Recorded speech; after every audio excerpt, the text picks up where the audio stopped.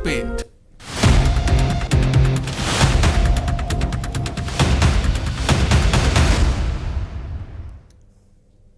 नमस्कार, दोपहर दमदार देख रहे हैं आप और आपके साथ मैं हूं अंशिका पाठक। बुलेटिन की शुरुआत करेंगे। बड़ी खबर आ रही है भोपाल से, जहां बीजेपी के 8 मंत्रियों के टिकट पर संकट बरकरार है। 5वीं लिस्ट के इंतजार में मंत्री हैं। बचे मंत्रियों को लेकर संगठन फैसला नहीं ले सका। सबसे क्रिटिकल होगी 5वीं सूची। सुरेश धाकड़, राम खेलावन पटेल के टिकट पर संकट है। ब्रजेंद्र सिंह यादव, ओपीएस भदौरिया के टिकट पर संकट है। महेंद्र सिंह सिसोदिया, उषा ठाकुर के टिकट पर संकट है। इंद्र सिंह परमार, गौरी शंकर बिसेन के टिकट पर अभी संकट है। तो देखिए, क्योंकि अभी संकट बरकरार है, कुछ ऐसे चेहरे हैं उनके टिकट को लेकर, लेकिन 5वीं लिस्ट बहुत ही क्रिटिकल लिस्ट है। इस लिस्ट में किन लोगों को शामिल किया जाएगा ये अभी देखना बाकी है, क्योंकि बीजेपी के 8 मंत्रियों के टिकट पर संकट बना हुआ है। लगभग 5वीं लिस्ट के इंतजार में ये मंत्री बैठे हुए हैं, 8 मंत्री। बचे मंत्रियों को संगठन अभी क्या लेगा फैसला, इनको लेकर देखना बाकी है। लेकिन सबसे क्रिटिकल होगी 5वीं सूची, क्योंकि 4 सूची इससे पहले जारी हो चुकी हैं। पहले सूची में 39 यानी कि 39 उम्मीदवारों के नाम थे, दूसरी में भी 39, तीसरी में 1 और बीते दिन ही यानी कि बीते कल 57 उम्मीदवारों की लिस्ट भारतीय जनता पार्टी ने जारी की, जिसमें कि खुद शिवराज सिंह चौहान कहां से लड़ेंगे ये भी बता दिया गया। लेकिन अभी 8 मंत्री ऐसे हैं जिन पर सस्पेंस बरकरार है।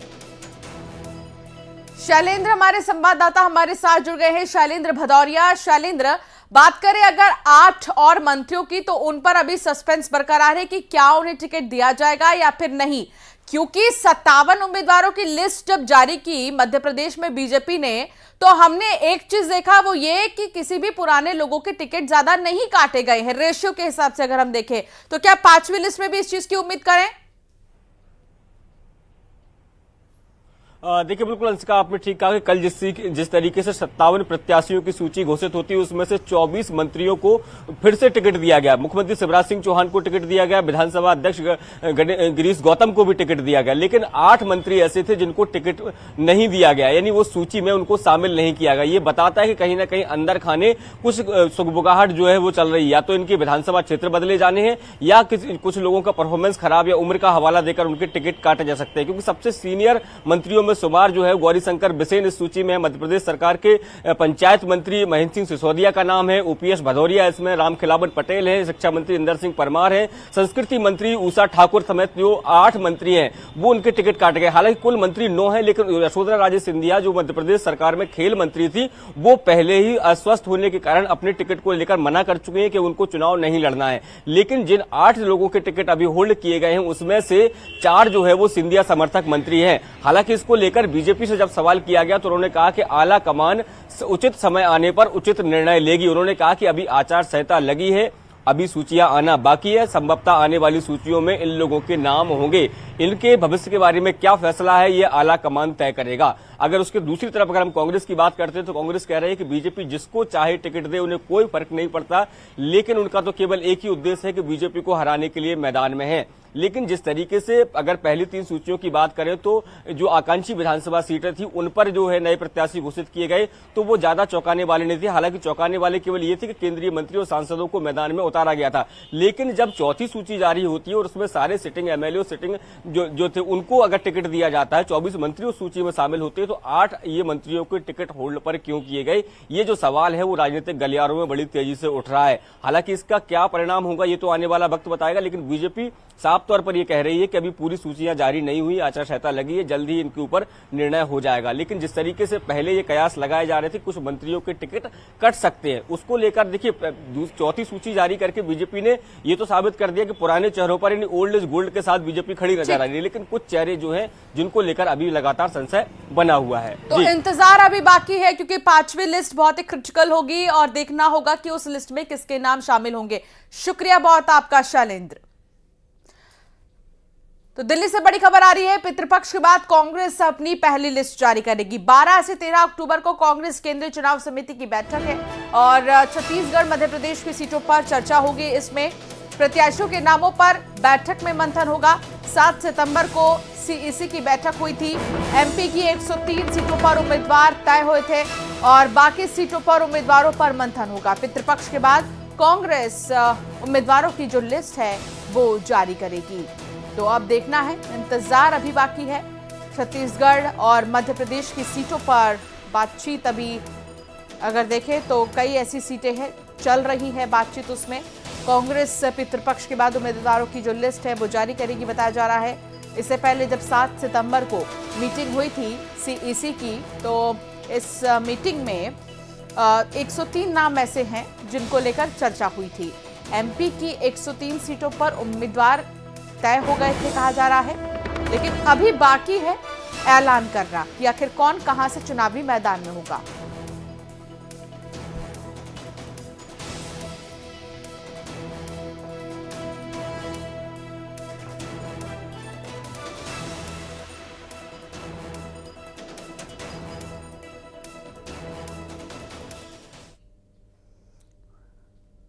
रायपुर से बड़ी खबर आ रही है। छत्तीसगढ़ कांग्रेस चुनाव समिति की आज बैठक है और सीएम हाउस में दोपहर 3 बजे से बैठक शुरू हो जाएगी।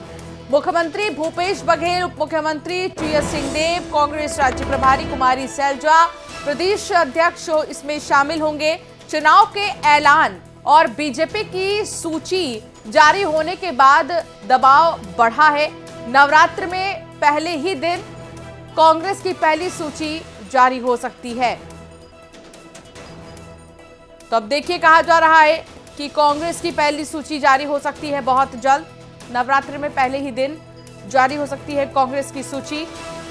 चुनाव के ऐलान और बीजेपी की सूची जारी होने के बाद दबाव क्योंकि बढ़ा है और ऐसे में बहुत जल्द सूचियों का दौर देखा जाएगा, क्योंकि सूची जारी कर देंगी राजनीतिक पार्टियां।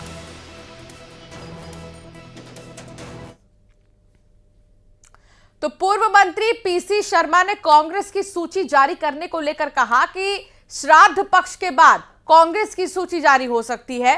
पितृपक्ष में भाजपा की सूची जारी होने पर शर्मा ने कहा, पुरखों को बाद में ही याद किया जाता है।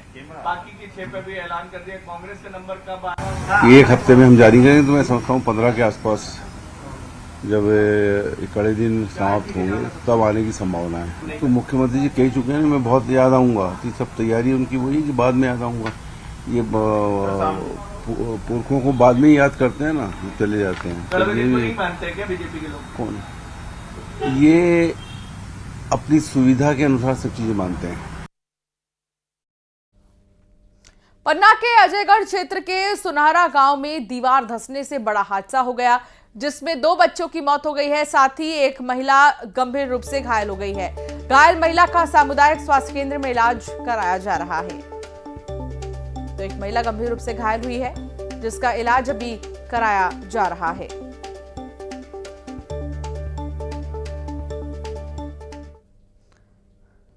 भोपाल से बड़ी खबर आ रही है। 5 नंबर पर 2 कारों की भिड़ंत हो गई है। तुलसी टावर के पास भीषण सड़क हादसा हो गया। टक्कर के बाद एक कार दूसरे कार पर चढ़ गई। दोनों वाहन चालकों को गंभीर चोटें आई हैं। तेज स्पीड होने की वजह से ये एक्सीडेंट हुआ है, बताया जा रहा है। तो दोनों ही ओवर स्पीडिंग में थे, ज्यादा तेज क्योंकि कार चलाया गया। इसकी वजह से आप देखिए किस तरीके से एक कार दूसरे कार पर चढ़ गई है। तुलसी टावर के पास ये भीषण सड़क हादसा देखने को मिला है। भोपाल का बताया जा रहा है ये मामला। भोपाल में टक्कर के बाद एक कार दूसरे कार पर चढ़ गई।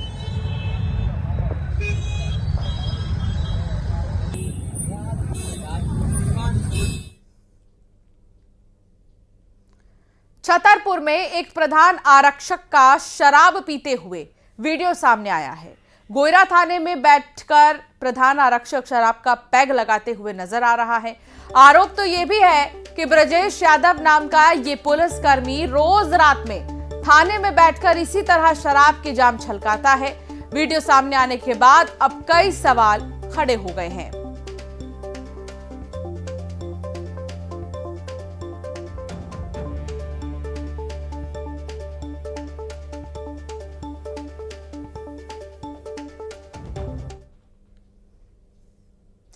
और महादेव ऐप को को लेकर ईडी के रडार पर कई फिल्म प्रोड्यूसर्स और प्रोडक्शन हाउस हैं। महादेव ऐप मामले में आरोपी सौरभ चंद्राकर ने बॉलीवुड में फिल्में बनाई थी।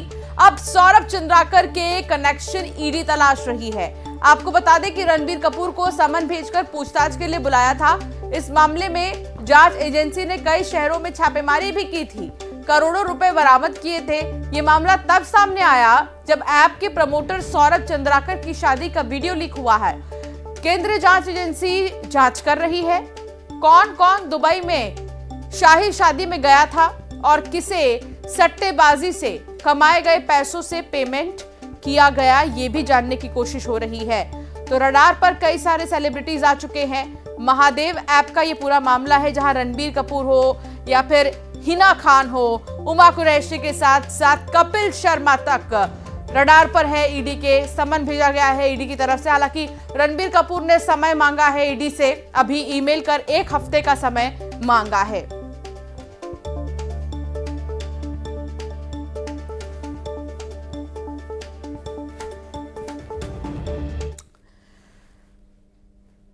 खबर दुर्ग से है, जहां डेंगू के मामले सामने आए हैं। 24 घंटे में 3 नए मरीज मिले हैं और कुल मरीजों की संख्या 250 हो गई है। 250 मरीजों की संख्या हो गई है कुल। डेंगू के मामले लगातार क्योंकि सामने आ रहे हैं और ऐसे में कुल मरीजों की संख्या 250 हो गई है। 24 घंटे में 3 मरीज सामने आ चुके हैं।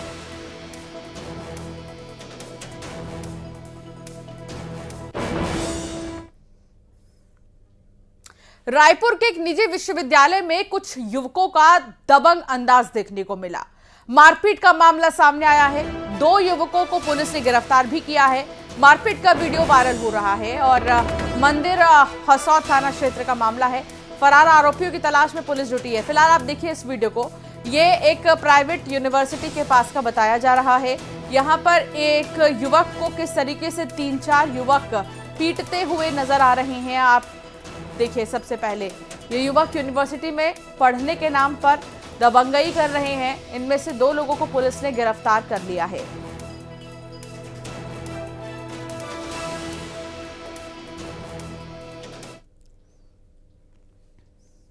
बलौदा बाजार में ग्रामीणों ने थाने का घेराव किया। इनका आरोप है कि 4 दिन से शराब को लेकर शिकायत की गई, लेकिन पुलिस आरोपियों के खिलाफ कार्रवाई नहीं कर रही, जिसके बाद गुस्साए लोगों ने थाने पर पहुंचकर प्रदर्शन शुरू कर दिया और पुलिस प्रशासन के खिलाफ कार्रवाई की मांग की जा रही है।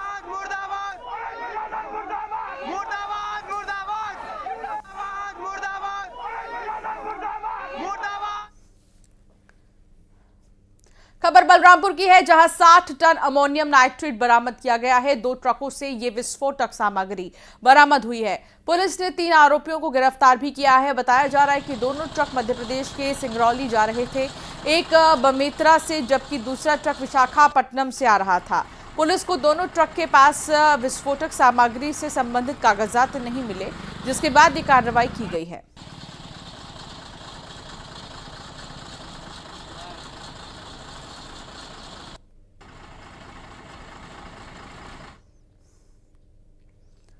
खबर जगदलपुर की है, जहां 16 दिन बाद बहाल हुआ केके रेल मार्ग। केके रेल लाइन पर भूस्खलन हुआ था। कोरापुट सेक्शन में रेल ट्रैक पर पहाड़ का मलबा गिरा था। मनाबार और जरती के बीच रेल ट्रैक पर भूस्खलन हुआ और आज मलबा हटने के बाद कई ट्रेनें बहाल हुई हैं।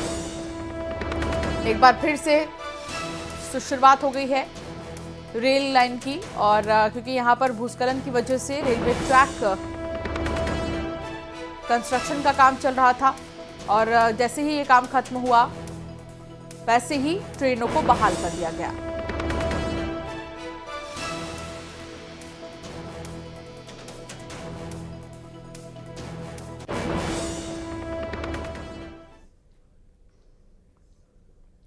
बीजेपी ने चुनाव को लेकर सांची से मंत्री प्रभुराम चौधरी को मैदान में उतारा है।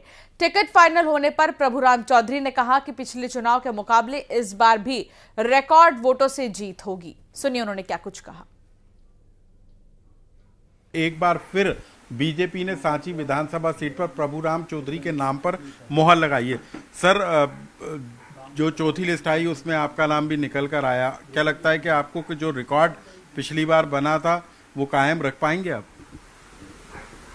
एक सबसे पहले तो मैं पार्टी के शीर्ष नेतृत्व को धन्यवाद देना चाहता हूं, आभार व्यक्त करना चाहता हूं कि मुझे सांची विधानसभा क्षेत्र में प्रत्याशी के रूप में इस चुनाव में भी मुझे प्रत्याशी बनाए। मैं हृदय से आभार व्यक्त करता हूं और जो पार्टी ने अपेक्षा की है उस पर मैं खरा उतरूंगा। रही बात लीड की, तो मैं लगातार उपचुनाव से अभी तक सतत जनता के बीच में रहा हूं। पिछली बार सबसे ज्यादा वोट आपको मिले थे, या इस बार लगता है कि कांग्रेस टक्कर में रहेगी? नहीं, देखिए, विकास इतने काम हुए हैं। हमने मध्य प्रदेश की सरकार मुख्यमंत्री शिवराज सिंह चौहान जी के नेतृत्व में सांची विधानसभा क्षेत्र में जो पहले कभी इतने विकास के कार्य नहीं हुए, जैसे मैं कहूँ कि सांची देश की पहली सोलर सिटी बनी है, ये इसी कार्यकाल में। सर, पिछली बार की लीड क्या बढ़ सकती है इस बार? देखिए, जनता का आशीर्वाद है, मुझे पूरा भरोसा है कि पहले से और अधिक जनता मुझे समर्थन करेगी। तो प्रदेश सरकार में मंत्री हैं और पार्टी ने एक बार फिर सांची विधानसभा सीट से उम्मीदवार घोषित किया है और इस बात का भरोसा जता रहे हैं कि पिछली बार से ज़्यादा रिकॉर्ड वोटों के साथ वो जीत हासिल करेंगे। कैमरा पर्सन मनीष सेंगर के साथ अनुराग श्रीवास्तव, न्यूज़ 18 भोपाल। मध्य प्रदेश में विधानसभा चुनाव में बीजेपी ने उज्जैन दक्षिण से उच्च शिक्षा मंत्री और मौजूदा विधायक मोहन यादव पर तीसरी बार भरोसा जताया।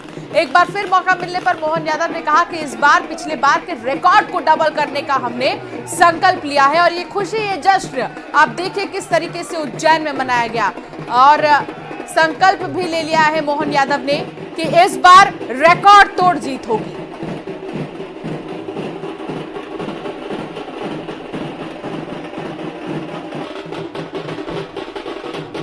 तारीख का ऐलान होते ही उज्जैन से दक्षिण से जो विधायक हैं मोहन यादव जी और उच्च शिक्षा मंत्री, उनका भी नाम जो है पार्टी ने घोषित कर दिया है। पार्टी ने इनको तीसरी बार विश्वास जताया है। हमारे साथ में मोहन यादव जी, उनसे जानना चाहेंगे, भैया आपको पार्टी ने तीसरी बार मौका दिया है और क्या उम्मीदें हैं, आप कैसे जनता के बीच में जाएंगे? और देखो, पार्टी ने मेरे पे 4 बार विश्वास किया है। 2003 में भी पार्टी ने बी फॉर्म भर के मुझे यहाँ तक पहुँचाया था। मैं पार्टी का हृदय से आभारी हूँ। मेरे जैसे छोटे कार्यकर्ताओं को ऐसे स्थान पर उज्जैन जैसे बड़े केंद्र पे मौका देना, मैं हृदय से नतमस्तक हूँ। पूरी ताकत से हम इस बार फिर अपने प्रत्येक बूथ से पिछली बार के रिकॉर्ड को डबल करने के लिए संकल्प ले रहे हैं और उम्मीद कर रहे हैं कि जिस प्रकार से अभी उज्जैन में विकास के मामले में भाजपा ने लोगों का दिल जीता है, हम उसी गति को डबल गति से आगे बढ़ाएंगे। मेरी अपनी ओर से हृदय से आभार। कितना चुनौतीपूर्ण लेंगे अब इस चुनाव का? चुनाव तो हमेशा चुनाव जैसा रहता है और चुनाव को हम खेल भावना से भी लेते हैं, लेकिन चुनाव में जनता का विश्वास देख के मैं गारंटी से कह सकता हूँ कि जनता भारी बहुमत से भाजपा को विजय बनाएगी। देखना ये होगा कि मध्य प्रदेश में जो चुनावी संक्रांत हुआ है, अब जनता के सामने जो वादे इनने किए हैं वो कितने पूरे होते हैं और साथ ही जो वादे इनने किए थे वो भी पूरे हुए हैं। जो कार्य किए हैं उनको भी इन्होंने बताया है, जो कार्य रुके हुए हैं उनको भी जल्द पूरा करने की बात कही है। उज्जैन से अजय पट, न्यूज़ 18 मध्य प्रदेश। बिलासपुर के बिल्हा विधानसभा सीट से बीजेपी ने एक बार फिर से धर्मलाल कौशिक को अपना उम्मीदवार बनाया है। रायपुर से बिल्हा पहुंचने पर कार्यकर्ताओं ने उनका जमकर स्वागत किया। न्यूज़ 18 से बातचीत में धर्मलाल कौशिक ने क्या कहा, आपको सुनाते। 1993 से लेकर लगातार 2023 तक भारतीय जनता पार्टी एक ऐसे कद्दावर नेता को अपना उम्मीदवार बना रही है जो पार्टी के लिए खरा उतारता रहा है। एक बार फिर उनको इस 2023 विधानसभा चुनाव में मौका दिया जा रहा है। हम बात कर रहे हैं धर्मलाल कौशिक जी की। धर्मलाल जी, एक बार फिर से भारतीय जनता पार्टी ने आपको मौका दिया है, किस तरीके से आप खरा उतरेंगे और क्या कुछ उम्मीदें क्षेत्र की जनता की है आपसे, उन उम्मीदों को कैसे पूरा करेंगे? सबसे पहले मैं केंद्रीय नेतृत्व का और प्रदेश नेतृत्व का आभार व्यक्त करता हूं कि जिन्होंने पार्टी ने हमारे ऊपर भरोसा किया है। साथ ही इस चुनाव को निश्चित रूप से हम जीतेंगे और सरकार बनाएंगे।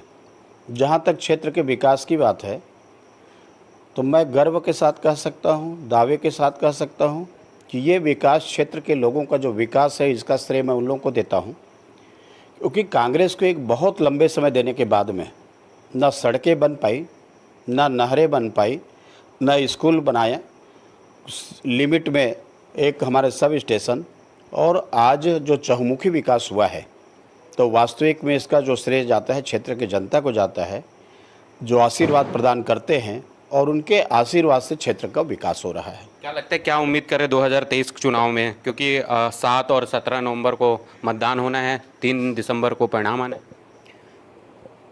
भारतीय जनता पार्टी के पक्ष में आएंगे, भाजपा की सरकार बनेगी।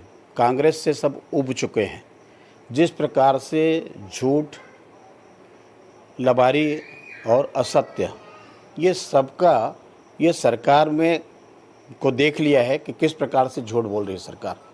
दूसरी बात, विशुद्ध रूप से इन्होंने जनता को धोखा देने का काम किया, महिलाओं को धोखा देने का काम किया, युवाओं को किया, कर्मचारियों को किया, अधिकारियों को किया। ऐसा कोई वर्ग नहीं है जो बचा हो कि इन्होंने धोखा नहीं दिया। और सब लोग इसको देख लिए हैं कि धोखा देने वाली सरकार नहीं चलेगी। लगभग सब संकल्पित है कि छत्तीसगढ़ के यदि बचाना है तो कांग्रेस की सरकार को विदाई करनी पड़ेगी। ये थे हमारे साथ भाजपा के कद्दावर नेता धर्मलाल कौशिक जी, जिनका साफ तौर पे ये कहना है कि 2023 में भारतीय जनता पार्टी छत्तीसगढ़ में कमल खिलाएगी। बिलासपुर से उमेश मौर्य, न्यूज़ 18। यहां रुकना होगा एक छोटे से ब्रेक के लिए। आगे भी खबरों का सिलसिला लगातार जारी रहेगा।